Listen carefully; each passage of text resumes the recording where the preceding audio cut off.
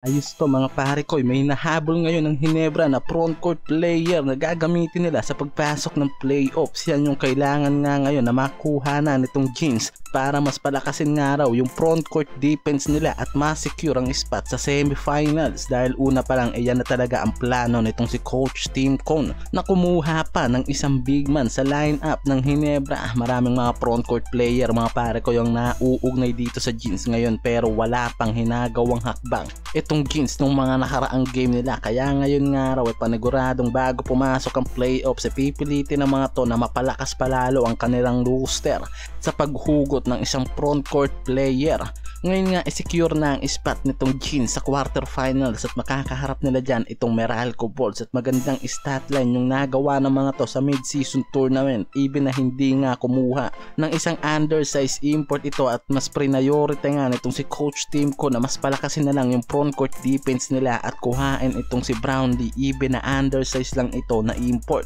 Pero natawid nila yan at nakapasok pa nga ngayon dito sa quarterfinals at may record na 8-4 at pang-apat ngayon sa bracket. So kailangan na nga lang ng mga to ngayon na mag-focus pa kung paano nga nila papalakasin yung kanilang lineup sa pag-uumpisa ng quarterfinals na to.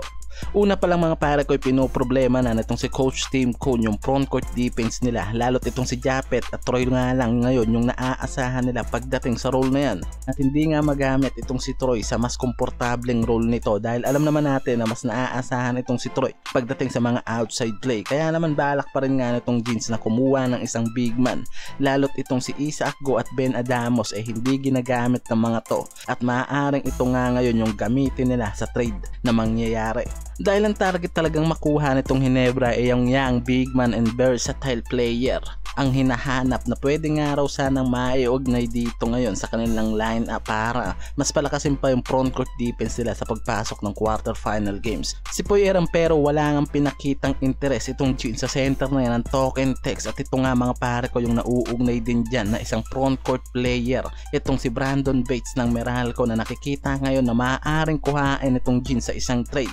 pero mukhang malabo nga raw na mangyayari yan at ibigay ng Meralco yan sa Hinebra mga pare ko, lalo't malaking factor pagdating sa depensa ang ginagawa nitong si Brandon Bates sa team na yan. Kaya naman talagang pinakamatunog nga raw dyan na big man itong center ng Terra Firma na si Kenbert Carino mga pare ko na matagal na rin talagang nauugnay dito sa Hinebra. Hindi natin sigurado mga pare ko baka ito na yung pagkakataon itong young big man na to na mapunta sa isang SMC teams. Lalo't alam naman natin na ito rin mismo yung dating nare-report na dito sa Hinebra. Sa kabilang dulo mga pare ko itong Magnolia at SMB parehas nga na kailangan nga raw ng matinding rebuilding plan pagdating sa team at sistema na tumatapos sa kanila na ngayon nga raw ito yung pinakasagot sa malaking problema ng teams na to. Itong SMB ngayon ay nagbabalak na nga na gumawa ng hakbang para magpalit ng panibagong sistema sa next conference na parating na mismong dapat nga rin daw gawin nitong Magnolia ngayon. Ang SMB ngayon ay nalalagay sa rebuilding plan mula sa mga local players hanggang sa sistema ng coach nila na si Leo Austria at nare-report na rin na maaaring gumawa nga ng aksyon ng SMB